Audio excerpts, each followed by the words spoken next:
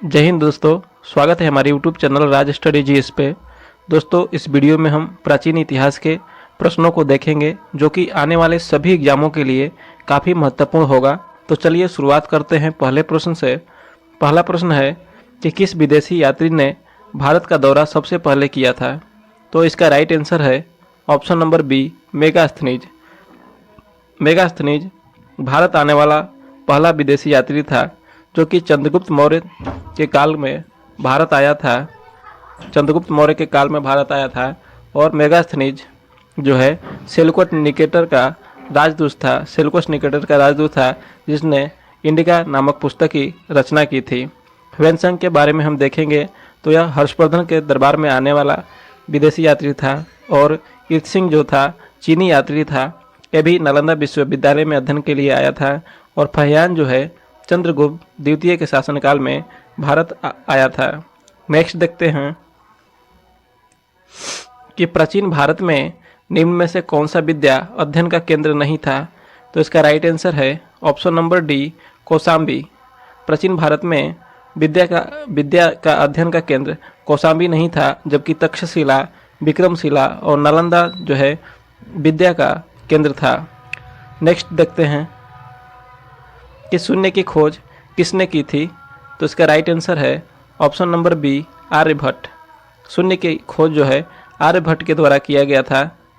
Next है कि किस पुस्तक का 15 भारतीय और 40 विदेशी भाषाओं में अनुवाद किया जा चुका है? तो इसका राइट आंसर है option number C, Panchatantra. Panchatantra का जो पुस्तक है उसका 15 भारतीय और 40 विदेशी भाषाओं में अनुवाद किया जा चुका है। और इसके जो लेखक हैं विष्णु शर्मा हैं। अभिज्ञान शकुंतलम के बारे में देखेंगे तो इसके जो रचना किए हैं कालिदास ने किए हैं। और हितोपदेश के जो लेखक हैं उनका नाम नारायण पंडित है। नेक्स्ट देखते हैं कि न्यूमिस्मेटिक्स क्या है? तो इसका राइट आंसर है कि ऑप्शन नंबर बी, सिक्कों और धातुओं का अध्ययन ही न्यूमिस्मेटिक्स कहलाता है। तो इसका राइट आंसर हो जाएगा ऑप्शन नंबर बी। दोस्तों, ये सभी महत्वपूर्ण प्रश्न हैं प्राचीन इतिहास के, तो आप इस वीडियो को लास्ट तक जरूर देखें, आपको काफ़ी फायदा होगा। नेक्स्ट देखते हैं कि हितोपदेश के लेखक कौन हैं? तो इसका राइट आंसर है ऑप्शन नंबर सी, नारायण पंडित। हितोपदेश के लेखक जो है नारायण पंडित हैं, जबकि विष्णु शर्मा जो है पंचतंत्र के लेखक हैं। नेक्स्ट है कि नाट्यशास्त्र की रचना किसने की? तो इसका राइट आंसर है ऑप्शन नंबर सी, भरत मुनि। नाट्यशास्त्र की रचना जो है भरत मुनि के द्वारा किया गया था। अशोक घोष के बारे में हम देखेंगे तो इसने बुद्ध चरित्र नामक पुस्तक को लिखा था। और वसुमित्र के बारे में देखेंगे तो जब चौथी बौद्ध संगति हुई थी कुंडलवन में, तो उस समय उसकी अध्यक्षता जो है वसुमित्र के द्वारा किया गया था। नेक्स्ट देखते हैं कि विक्रम संवत प्रारंभ हुआ था। तो इसका राइट आंसर है ऑप्शन नंबर सी, 58 ईसा पूर्व। 58 ईसा पूर्व में विक्रम संवत प्रारंभ हुआ था। यदि हम शक संवत के बारे में देखेंगे तो वो 78 ईस्वी में शुरू हुआ था, शक संवत। नेक्स्ट है कि अंकोरावाट का मंदिर कहाँ स्थित है? तो इसका राइट आंसर है option number D, Cambodia. Cambodia में अंकोरावाट का मंदिर स्थित है, जिसको सूर्यवर्मन द्वितीय के द्वारा बनवाया गया था। नेक्स्ट है कि पूरा पाषाण काल में आदि मानव के मनोरंजन के साधन थे। तो इसका राइट आंसर हो जाएगा ऑप्शन नंबर ए, शिकार। पूरा पाषाण काल में आदि मानव के मनोरंजन के लिए जो साधन था वह शिकार था। नेक्स्ट देखेंगे कि निम्नलिखित में से किसकी चालकोलिथिक एज कहा जाता है? किसको चालकोलिथिक एज कहा जाता है? तो इसका राइट आंसर हो जाएगा ऑप्शन नंबर सी, ताम्रपाषाण युग। ताम्रपाषाण युग को चालकोलिथिक एज भी कहा जाता है। नेक्स्ट देखेंगे कि नालंदा विश्वविद्यालय किस लिए विश्व प्रसिद्ध था? तो इसका राइट आंसर है ऑप्शन नंबर सी, बौद्ध धर्म दर्शन के लिए। नालंदा विश्वविद्यालय बौद्ध धर्म दर्शन के लिए प्रसिद्ध था। और इसको जो है गुप्त वंश के शासक कुमार गुप्त के द्वारा बनाया गया था और इसे ध्वस्त जो है नालंदा विश्वविद्यालय को ध्वस्त करने वाला कुतुबुद्दीन ऐबक का सेनापति बख्तियार खिलजी था। तो आप इसको याद कर लीजिए कि बनवाया था कुमारगुप्त और उसको ध्वस्त किया था बख्तियार खिलजी, और यह बौद्ध धर्म दर्शन का प्रसिद्ध केंद्र था। नेक्स्ट देखेंगे कि आधुनिक मानव के हाल का पूर्वज है। तो इसका राइट आंसर है option number B, Cro Magnon मनुष्य हैं आधुनिक मानव के हाल का पूर्वज। नेक्स्ट देखते हैं कि ईसा की प्रारंभिक सदियों में भारत तथा रोम के बीच घनिष्ठ व्यापारिक संबंधों की सूचना किस पूरा स्थल की खुदाई से प्राप्त होती है। तो इसका राइट आंसर है ऑप्शन नंबर डी, अरिकमेडु से यह पता चलता है कि भारत तथा रोम के बीच घनिष्ठ व्यापारिक संबंध था। अरिकमेडु देखेंगे तो यह पांडिचेरी जो है उसके 3 किलोमीटर दक्षिण में स्थित है। नेक्स्ट है कि आधुनिक देवनागरी लिपि का प्राचीनतम रूप है। तो इसका राइट आंसर है ऑप्शन नंबर बी, ब्राह्मी। आधुनिक देवनागरी लिपि का प्राचीनतम रूप ब्राह्मी है। यहीं आगे जाकर देवनागरी लिपि में बदल गया था। नेक्स्ट है कि मानव द्वारा सर्वप्रथम प्रयुक्त अनाज कौन था। तो इसका राइट आंसर है ऑप्शन नंबर बी, गेहूं और जौ। मानव द्वारा सर्वप्रथम गेहूं और जौ का प्रयुक्त किया गया था। और यदि हम कृषि का साक्ष्य देखेंगे तो सबसे पहले कृषि का साक्ष्य मेहरगढ़ से प्राप्त होता है। नेक्स्ट देखते हैं कि काव्य शैली का प्राचीनतम नमूना किसके अभिलेख में मिलता है। तो इसका राइट आंसर है ऑप्शन नंबर ए, रुद्रदामन के जूनागढ़ अभिलेख से। रुद्रदामन का जो अभिलेख है यह जूनागढ़ गुजरात राज्य में स्थित है। इससे ही पता चलता है कि जो चंद्रगुप्त मौर्य था उसका जो शासन था रुद्रदामन के मतलब गुजरात में भी उसका शासन था, यानी पश्चिम भारत में उसका शासन था। नेक्स्ट देखेंगे कि भीमबेटका किसके लिए प्रसिद्ध है। तो इसका राइट आंसर है ऑप्शन नंबर ए, गुफाओं के शैलचित्र से। भीमबेटका मध्य प्रदेश में स्थित है और यह गुफाओं के शैलचित्र के लिए प्रसिद्ध है। भीमबेटका जो है शैलचित्र जो वहाँ पे है उसका प्रमाण मिलता है। शैलचित्र का प्रमाण भीमबेटका से मिलता है और यह मध्य प्रदेश राज्य में स्थित है। नेक्स्ट देखेंगे कि भारतवर्ष के लिए इंडिया शब्द का प्रयोग सर्वप्रथम किसने किया। तो इसका राइट आंसर है ऑप्शन नंबर ए, हेरोडोटस ने भारतवर्ष के लिए सर्वप्रथम इंडिया शब्द का प्रयोग किया और हेरोडोटस को ही हिस्ट्री का यानी इतिहास का पिता के रूप में जाना जाता है। नेक्स्ट है कि प्राचीन नगर तक्षशिला निम्नलिखित में से किसके बीच स्थित है। तो इसका राइट आंसर है ऑप्शन नंबर ए, सिंधु और झेलम। प्राचीन नगर तक्षशिला जो है निम्नलिखित में से सिंधु और झेलम नदियों के बीच में स्थित है। सिंधु नदी के बारे में यदि हम देखेंगे तो यह कैलाश पर्वत के मानसरोवर झील से निकलता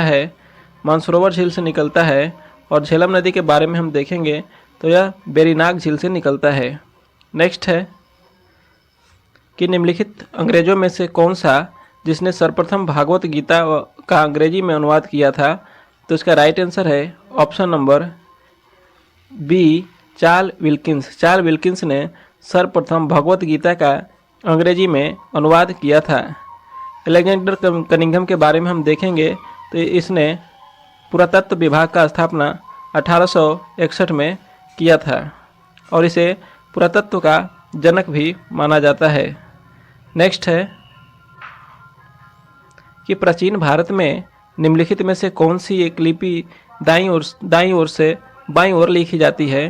तो इसका राइट आंसर है ऑप्शन नंबर डी, खरोष्टी लिपि जो है दाईं ओर से बाईं ओर की तरफ लिखी जाती है।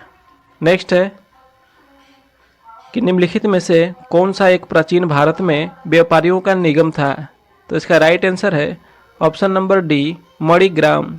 मणिग्राम जो है प्राचीन भारत में व्यापारियों का निगम था।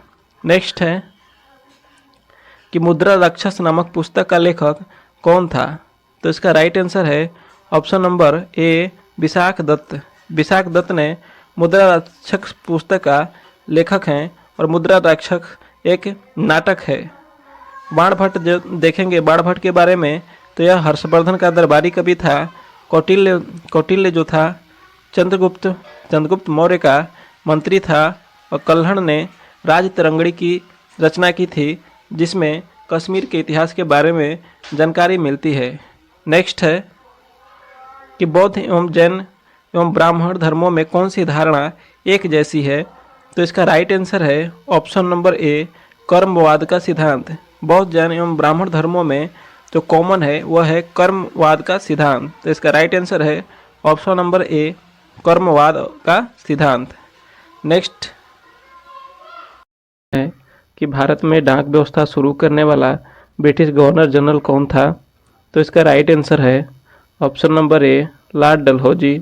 लॉर्ड डलहौजी भारत में डाक व्यवस्था शुरू करने वाला पहला ब्रिटिश गवर्नर जनरल था और लॉर्ड डलहौजी के समय ही भारत में 1853 में पहली बार रेलगाड़ी की शुरुआत मुंबई से थाने के बीच में की गई थी। लॉर्ड विलियम बेंटिक के बारे में हम देखेंगे तो इसके समय ही सती प्रथा का अंत किया गया था राजा राममोहन राय के प्रयास से। नेक्स्ट है कि वह कौन सा अधिनियम था जिसने भारत में सत्ता ब्रिटिश ईस्ट इंडिया कंपनी से ब्रिटिश क्राउन में स्थानांतरित की थी? तो इसका राइट आंसर है ऑप्शन नंबर डी भारत सरकार अधिनियम 1858। भारत सरकार अधिनियम 1858 के आधार पर ही जो भारत में ब्रिटिश इंडिया कंपनी का शासन था उसे स्थानांतरित करके ब्रिटिश क्राउन के हाथों में दे दी गई थी, क्योंकि इसी समय 1857 में जो सैनिक विद्रोह हुआ था, इसके वजह से ईस्ट इंडिया कंपनी के सत्ता को ब्रिटिश क्राउन में हस्तांतरित कर दिया गया और उस समय वायसराय लॉर्ड कैनिंग था उस समय वायसराय। नेक्स्ट है कि भारत के संविधान में प्रदत्त हमारे देश का नाम क्या है? तो इसका राइट आंसर है ऑप्शन नंबर सी इंडिया अर्थात भारत। भारत के संविधान में हमारे देश का नाम इंडिया अर्थात भारत है। नेक्स्ट है कि भारतीय संविधान के निर्माण में सर्वाधिक गंभीर प्रभाव निम्नलिखित में से किसने छोड़ा है? तो इसका राइट आंसर है ऑप्शन नंबर बी भारत सरकार अधिनियम। भारत सरकार अधिनियम 1935 के द्वारा हमारे संविधान में सर्वाधिक प्रावधान को लिया गया है, तो इसीलिए भारतीय संविधान के निर्माण में सर्वाधिक प्रभाव जो है भारत सरकार अधिनियम 1935 का है। नेक्स्ट है कि भारतीय संविधान को कितने भागों में विभाजित किया गया है? तो इसका राइट आंसर है ऑप्शन नंबर सी 22 भागों में। जब हमारा संविधान बनकर तैयार हुआ उस समय हमारे संविधान को 22 भागों में बांटा गया था। नेक्स्ट है कि रक्त समूह ओ वाला व्यक्ति किस रक्त समूह के व्यक्तियों को रक्त ले सकता है? तो इसका राइट आंसर है ऑप्शन नंबर डी केवल ओ। रक्त समूह वाला व्यक्ति केवल ओ रक्त समूह वाले व्यक्तियों से ब्लड ले सकता है, जबकि यह सभी ब्लड ग्रुप वाले व्यक्तियों को अपना ब्लड दे सकता है। इसलिए रक्त समूह ओ को सर्वदाता कहा जाता है। नेक्स्ट है कि भूमध्य रेखा से उत्तर या दक्षिण किसी दिए गए स्थान की कोणीय दूरी क्या कहलाती है? तो इसका राइट आंसर है ऑप्शन नंबर सी अक्षांश रेखा कहलाती है। भूमध्य रेखा से उत्तर या दक्षिण किसी दिए गए स्थान की कोणीय दूरी अक्षांश रेखा कहलाती है। नेक्स्ट है कि भूगर्भ में जिस स्थान पर भूकंपीय तरंगों की उत्पत्ति होती है उस स्थान को क्या कहा जाता है? तो इसका राइट आंसर है भूकंप केंद्र। जहाँ से भूकंप की उत्पत्ति होती है उसे भूकंप केंद्र कहा जाता है। और धरातल के जिस स्थान पर सबसे पहले भूकंप पहुँचती है उसे अधिक केंद्र कहा जाता है। नेक्स्ट है कि निम्नलिखित में से कौन विश्व का सबसे ऊंचा ज्वालामुखी पर्वत है? तो इसका राइट आंसर है option number D, mount Kilimanjaro, mount Cotopaxi. Mount Cotopaxi विश्व का सबसे ऊंचा ज्वालामुखी पर्वत है। नेक्स्ट है कि क्षोभ मंडल की धरातल से औसत ऊंचाई लगभग कितनी होती है? तो इसका राइट आंसर है ऑप्शन नंबर सी, 13 किलोमीटर, क्योंकि क्षोभ मंडल की जो विषुवत रेखा और ध्रुव की ओर जो लंबाई होती है, ध्रुव की तरफ 8 किलोमीटर और विषुवत रेखा की तरफ 16 किलोमीटर होता है, तो इसका जो औसत ऊंचाई होता है लगभग 13 किलोमीटर होता है। नेक्स्ट है कि तीसरे आंग्ल मैसूर युद्ध को रोकने के लिए टीपू सुल्तान ने अंग्रेजों के साथ कौन सी संधि की थी? तो इसका राइट आंसर है ऑप्शन नंबर बी, श्रीरंगपट्टनम की संधि। तीसरे आंग्ल मैसूर युद्ध को रोकने के लिए टीपू सुल्तान ने अंग्रेजों के साथ श्रीरंगपट्टनम की संधि किया था, जबकि प्रथम आंग्ल मैसूर युद्ध मद्रास की संधि के तहत समाप्त हुआ और द्वितीय आंग्ल मैसूर युद्ध मंगलौर के संधि के तहत समाप्त हुआ। नेक्स्ट है कि 1857 की क्रांति के समय ब्रिटेन का प्रधानमंत्री कौन था? तो इसका राइट आंसर है option number D, Lord Palmerston. 1857 की क्रांति के समय ब्रिटेन का प्रधानमंत्री लॉर्ड पामस्टन था, जबकि भारत में गवर्नर जनरल लॉर्ड कैनिंग था। नेक्स्ट है कि महात्मा गांधी की हत्या कब हुई थी? तो इसका राइट आंसर है 30 जनवरी 1948 ईस्वी। 30 जनवरी 1948 ईस्वी को महात्मा गांधी की मृत्यु हुई थी, जबकि जन्म 2 अक्टूबर 1869 को पोरबंदर, गुजरात में हुआ था। नेक्स्ट है कि सरदार वल्लभ भाई पटेल को जाना जाता है, तो ऑप्शन है राज्यों के पुनर्गठन के लिए, ये सही है। लौह पुरुष के रूप में, ये भी सही है। देश बंधु इस नाम से नहीं जाना जाता, यानी इसका सही उत्तर है ऑप्शन नंबर ए, 1 और 2। नेक्स्ट है कि निम्न में से किसके अंतर्गत भारत में सर्वप्रथम सर्वोच्च न्यायालय की स्थापना हुई थी? तो इसका सही उत्तर है ऑप्शन नंबर ए, रेगुलेटिंग एक्ट 1773। रेगुलेटिंग एक्ट 1773 के आधार पर ही 1774 ईस्वी में कलकत्ता में सर्वोच्च न्यायालय की स्थापना हुई, जिसके प्रथम जो मुख्य न्यायाधीश थे इलीजा इम्पे थे। नेक्स्ट है कि गोदान और गबन दोनों एक ही लेखक की रचनाएं हैं, उनका नाम क्या है? तो इसका राइट आंसर है option number B, Munshi Premchand. Godan और गबन मुंशी प्रेमचंद की रचनाएं हैं। नेक्स्ट है कि किस गवर्नर जनरल ने 1911 में भारत की राजधानी कोलकाता से दिल्ली स्थानांतरित करने की घोषणा की? तो इसका राइट आंसर है option number C, Lord Hardinge. Lord Hardinge ने भारत की राजधानी को कोलकाता से दिल्ली स्थानांतरित करने की घोषणा की थी।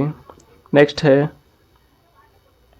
कि 1922 ईस्वी में निम्नलिखित में से किसके द्वारा उद्धार व्यक्त किया गया कि भारतीय संविधान भारतीयों की इच्छा अनुसार होगा? तो इसका राइट आंसर है ऑप्शन नंबर ए, महात्मा गांधी। 1922 में महात्मा गांधी के द्वारा ही सबसे पहले उद्धार व्यक्त किया गया कि भारतीय संविधान भारतीयों की इच्छा अनुसार होगा। नेक्स्ट है कि अल हिलाल समाचार पत्र किसके द्वारा राष्ट्रीयता के प्रचार के लिए शुरू किया गया था? तो इसका राइट आंसर है ऑप्शन नंबर सी, अबुल कलाम आज़ाद। अबुल कलाम आज़ाद के द्वारा अल हिलाल समाचार पत्र को शुरू किया गया था। नेक्स्ट है नवजात शिशुओं में हड्डियों की संख्या लगभग कितनी होती है? तो इसका राइट आंसर है ऑप्शन नंबर सी, 300। नवजात शिशुओं में हड्डियों की संख्या लगभग 300 होती है, जबकि वयस्क मनुष्यों में हड्डियों की संख्या लगभग 206 होती है। नेक्स्ट है कि मानव शरीर के किस भाग में सबसे छोटी हड्डी होती है? तो इसका राइट आंसर है ऑप्शन नंबर ए, कान में। कान में सबसे छोटी हड्डी जिसका नाम स्टेपिस है, जबकि मानव शरीर की सबसे बड़ी हड्डी फीमर जो होती है वह जांघ में पाई जाती है। नेक्स्ट है कि मानव शरीर में रुधिर बैंक का कार्य कौन करता है? तो इसका राइट आंसर है ऑप्शन नंबर डी, यकृत। मानव शरीर में रुधिर बैंक का कार्य यकृत के द्वारा किया जाता है। नेक्स्ट है कि किस रक्त समूह को सर्वग्राही कहा जाता है? तो इसका राइट आंसर है option number C, A B. A B को सर्वग्राही के रूप में जाना जाता है, जबकि ओ को सर्वदाता के रूप में जाना जाता है। नेक्स्ट है कि निम्नलिखित में से कौन सा एक भारतीय शास्त्रीय नृत्य नहीं है? तो इसका राइट आंसर है भांगड़ा। भांगड़ा शास्त्रीय नृत्य नहीं है बल्कि लोक नृत्य है, जबकि मणिपुरी, भरतनाट्यम, कथक सभी शास्त्रीय नृत्य हैं। नेक्स्ट है कि रथ यात्रा उत्सव है कि किस विदेशी यात्री ने भारत का दौरा सबसे पहले किया था? तो इसका राइट आंसर है option number B, Megasthenes. Megasthenes Bharat आने वाला पहला विदेशी यात्री था जो कि चंद्रगुप्त मौर्य के काल में भारत आया था। चंद्रगुप्त मौर्य के काल में भारत आया था और मेगास्थनीज जो है सेल्युकस निकेटर का राजदूत था। सेल्युकस निकेटर का राजदूत था जिसने इंडिका नामक पुस्तक की रचना की थी। ह्वेनसांग के बारे में हम देखेंगे तो यह हर्षवर्धन के दरबार में आने वाला विदेशी यात्री था और इर्तसिंह जो था चीनी यात्री था। यह भी नालंदा विश्वविद्यालय में अध्ययन के लिए आया था।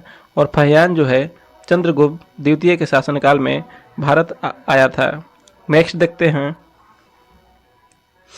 कि प्राचीन भारत में निम्न में से कौन सा विद्या अध्ययन का केंद्र नहीं था? तो इसका राइट आंसर है ऑप्शन नंबर डी, कौशाम्बी।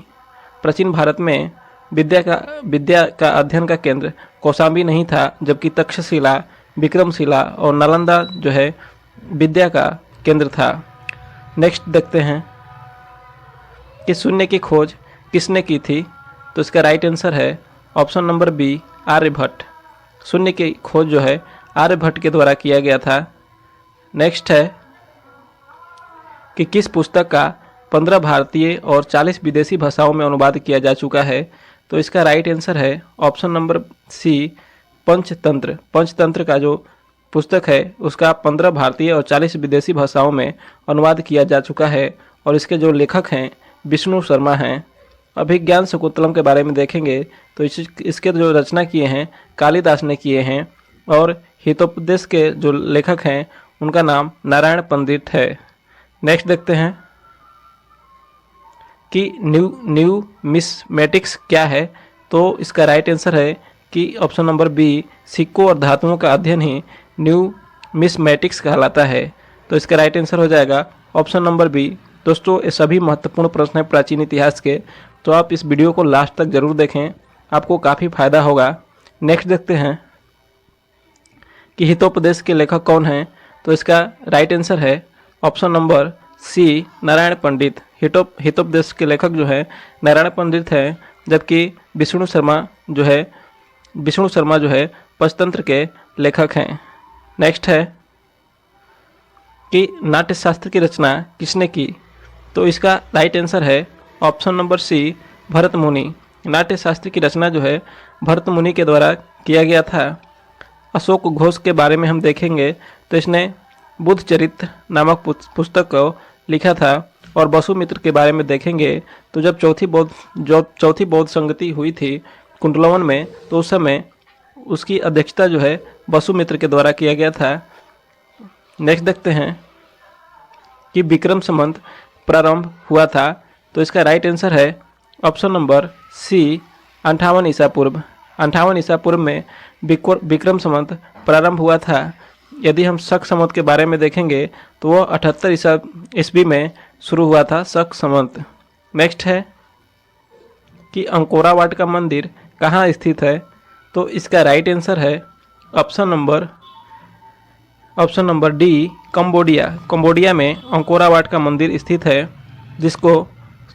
जिसको सूर्यवर्मन द्वितीय के द्वारा बनवाया गया था। नेक्स्ट है कि पूरा पाषाण काल में आदि मानव के मनोरंजन के साधन थे। तो इसका राइट आंसर हो जाएगा ऑप्शन नंबर ए, शिकार। पूरा पाषाण काल में आदि मानव के मनोरंजन के लिए जो साधन था वह शिकार था। नेक्स्ट देखेंगे कि निम्नलिखित में से किसकी चालकोलिथिक एज कहा जाता है, किसको चालकोलिथिक एज कहा जाता है। तो इसका राइट आंसर हो जाएगा ऑप्शन नंबर सी, ताम्र पाषाण युग। ताम्र पाषाण युग को चालकोलिथिक एज भी कहा जाता है। नेक्स्ट देखेंगे कि नालंदा विश्वविद्यालय किस लिए विश्व प्रसिद्ध था।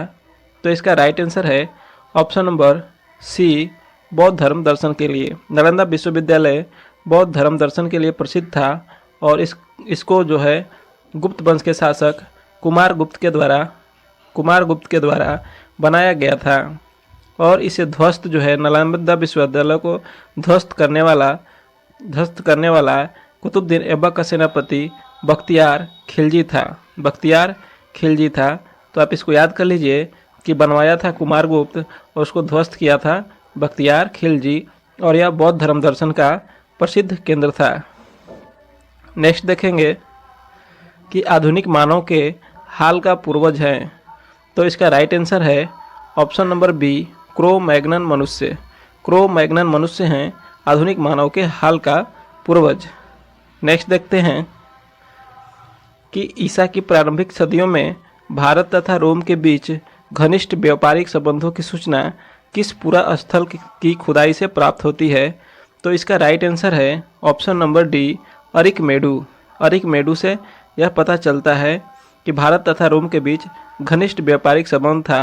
अरिकमेडु देखेंगे तो यह पांडिचेरी जो है उसके 3 किलोमीटर दक्षिण में स्थित है। नेक्स्ट है कि आधुनिक देवनागरी लिपि का प्राचीनतम रूप है। तो इसका राइट आंसर है ऑप्शन नंबर बी, ब्राह्मी। आधुनिक देवनागरी लिपि का प्राचीनतम रूप ब्राह्मी है। यहीं आगे जाकर देवनागरी लिपि में बदल गया था। नेक्स्ट है कि मानव द्वारा सर्वप्रथम प्रयुक्त अनाज कौन था। तो इसका राइट आंसर है ऑप्शन नंबर बी, गेहूं और जौ। मानव द्वारा सर्वप्रथम गेहूं और जौ का प्रयुक्त किया गया था। और यदि हम कृषि का साक्ष्य देखेंगे तो सबसे पहले कृषि का साक्ष्य मेहरगढ़ से प्राप्त होता है। नेक्स्ट देखते हैं कि काव्य शैली का प्राचीनतम नमूना किसके अभिलेख में मिलता है।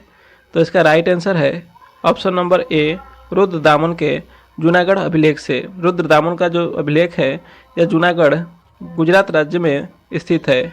इससे ही पता चलता है कि जो चंद्रगुप्त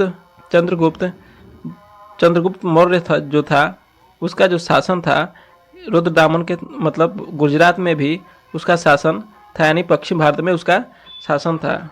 नेक्स्ट देखेंगे कि भीमबेटका किसके लिए प्रसिद्ध है।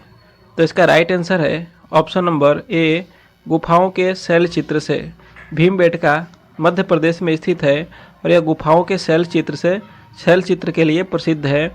भीमबेटका जो है शैल चित्र जो वहाँ पे है उसका प्रमाण मिलता है। शैल चित्र का प्रमाण भीमबेटका से मिलता है और यह मध्य प्रदेश राज्य में स्थित है। नेक्स्ट देखेंगे कि भारतवर्ष के लिए इंडिया शब्द का प्रयोग सर्वप्रथम किसने किया। तो इसका राइट आंसर है ऑप्शन नंबर ए, हेरोडोटस। हेरोडोटस ने भारतवर्ष के लिए सर्वप्रथम इंडिया शब्द का प्रयोग किया और हेरोडोटस को ही हिस्ट्री का यानी इतिहास का पिता के रूप में जाना जाता है। नेक्स्ट है कि प्राचीन नगर तक्षशिला निम्नलिखित में से किसके बीच स्थित है। तो इसका राइट आंसर है ऑप्शन नंबर ए, सिंधु और झेलम। प्राचीन नगर तक्षशिला जो है निम्नलिखित में से सिंधु और झेलम नदियों के बीच में स्थित है।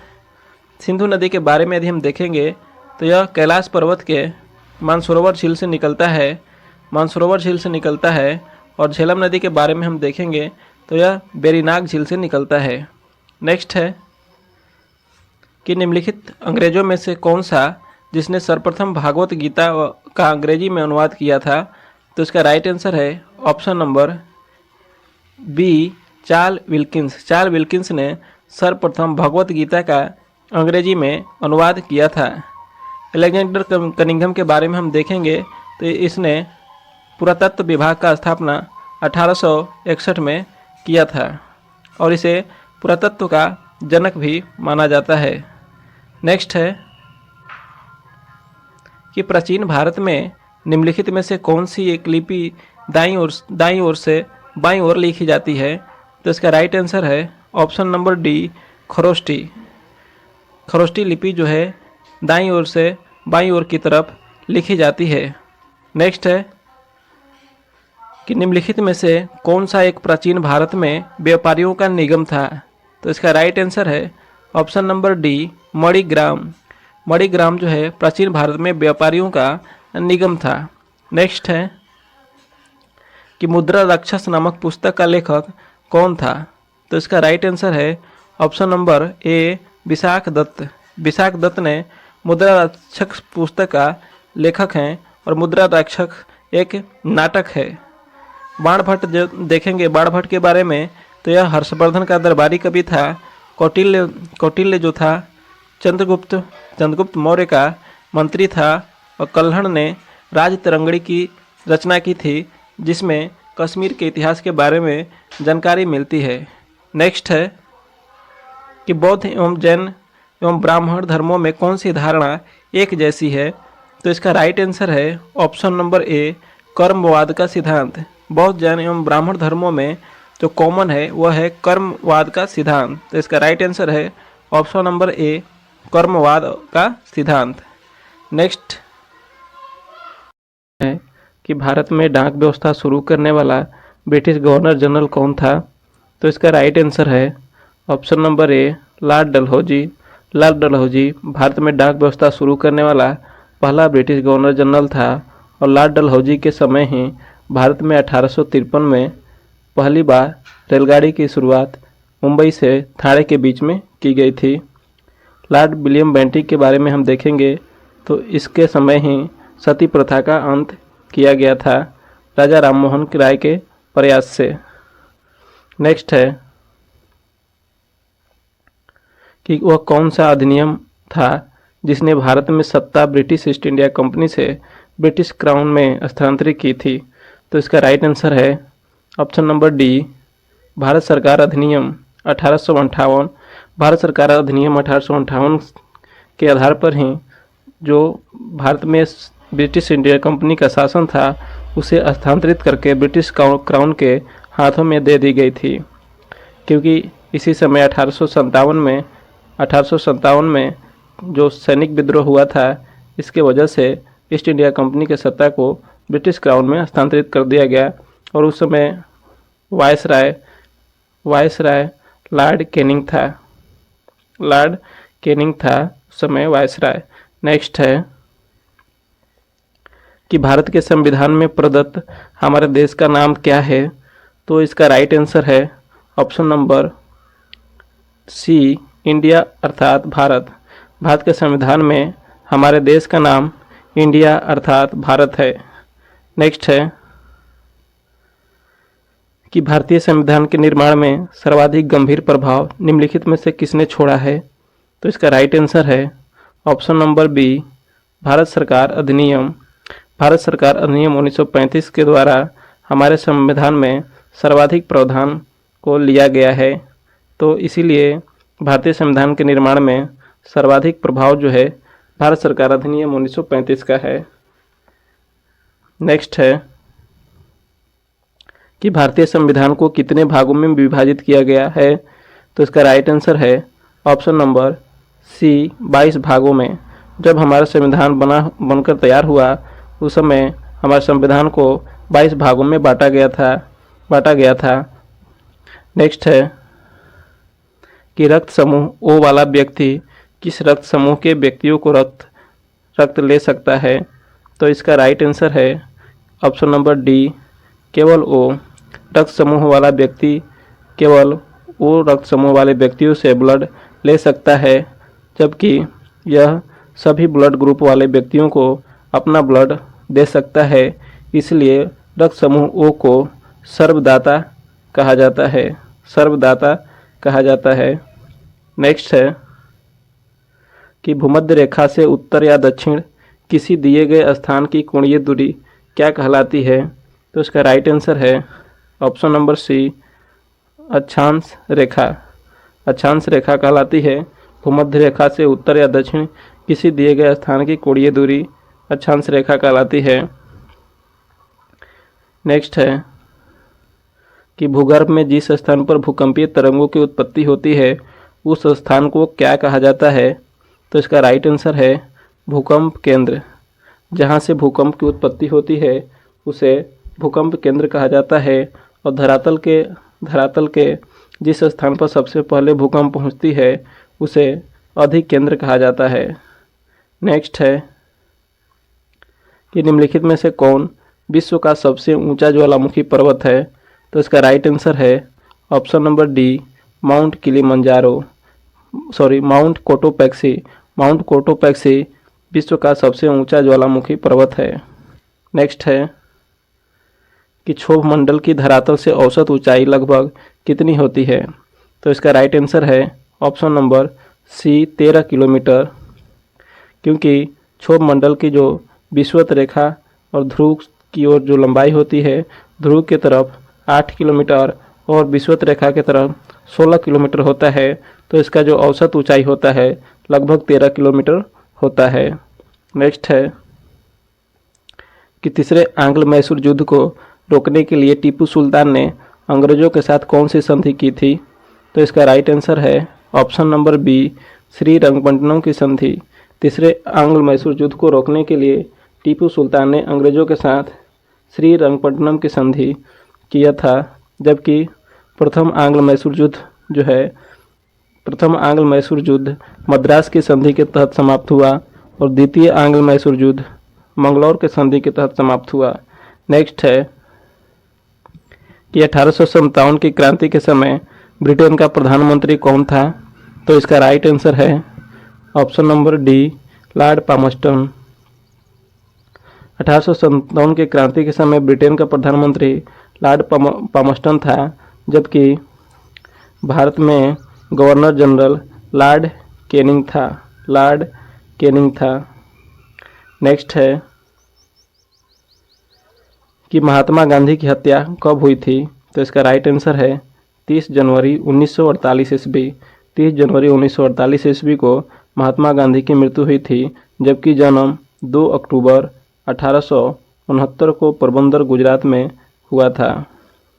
नेक्स्ट है कि सरदार वल्लभ भाई पटेल को जाना जाता है।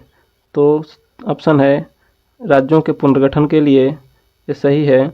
लौह पुरुष के रूप में, ये भी सही है। देश बंधु इस नाम से नहीं जाना जाता, यानी इसका सही उत्तर है ऑप्शन नंबर ए, 1 और 2।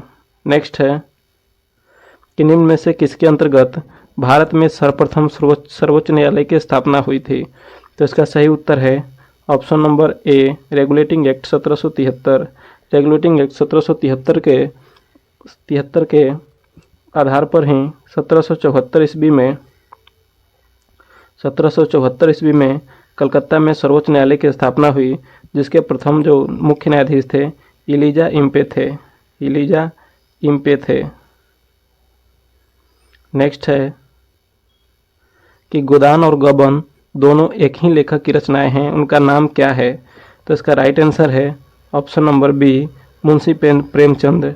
गोदान और गबन मुंशी प्रेमचंद की रचनाएं हैं। नेक्स्ट है कि किस गवर्नर जनरल ने 1911 में भारत की राजधानी कोलकाता से दिल्ली स्थानांतरित करने की घोषणा की? तो इसका राइट आंसर है option number C, Lord Hardinge. Lord Hardinge ने भारत की राजधानी को कोलकाता से दिल्ली स्थानांतरित करने की घोषणा की थी। नेक्स्ट है कि 1922 ईस्वी में निम्नलिखित में से किसके द्वारा उद्धार व्यक्त किया गया कि भारतीय संविधान भारतीयों की इच्छा अनुसार होगा? तो इसका राइट आंसर है ऑप्शन नंबर ए, महात्मा गांधी। 1922 में महात्मा गांधी के द्वारा ही सबसे पहले उद्धार व्यक्त किया गया कि भारतीय संविधान भारतीयों की इच्छा अनुसार होगा।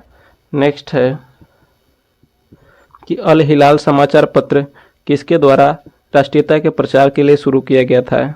तो इसका राइट आंसर है ऑप्शन नंबर सी, अबुल कलाम आज़ाद।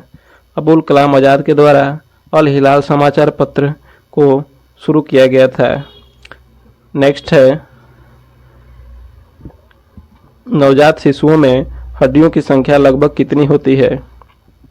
तो इसका राइट आंसर है ऑप्शन नंबर सी 300।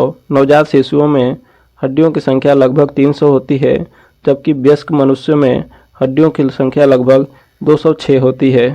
नेक्स्ट है कि मानव शरीर के किस भाग में सबसे छोटी हड्डी होती है? तो इसका राइट आंसर है ऑप्शन नंबर ए कान में। कान में सबसे छोटी हड्डी जिसका नाम स्टेपिस है, जबकि मानव शरीर की सबसे बड़ी हड्डी फीमर जो होती है वह जांघ में पाई जाती है। नेक्स्ट है कि मानव शरीर में रुधिर बैंक का कार्य कौन करता है? तो इसका राइट आंसर है ऑप्शन नंबर डी यकृत। मानव शरीर में रुधिर बैंक का कार्य यकृत के द्वारा किया जाता है। नेक्स्ट है कि किस रक्त समूह को सर्वग्राही कहा जाता है? तो इसका राइट आंसर है option number C A B. A B को सर्वग्राही के रूप में जाना जाता है, जबकि ओ को सर्वदाता के रूप में जाना जाता है। नेक्स्ट है कि निम्नलिखित में से कौन सा एक भारतीय शास्त्रीय नृत्य नहीं है? तो इसका राइट आंसर है भांगड़ा। भांगड़ा शास्त्रीय नृत्य नहीं है बल्कि लोक नृत्य है, जबकि मणिपुरी, भरतनाट्यम, कथक सभी शास्त्रीय नृत्य हैं। नेक्स्ट है कि रथ यात्रा उत्सव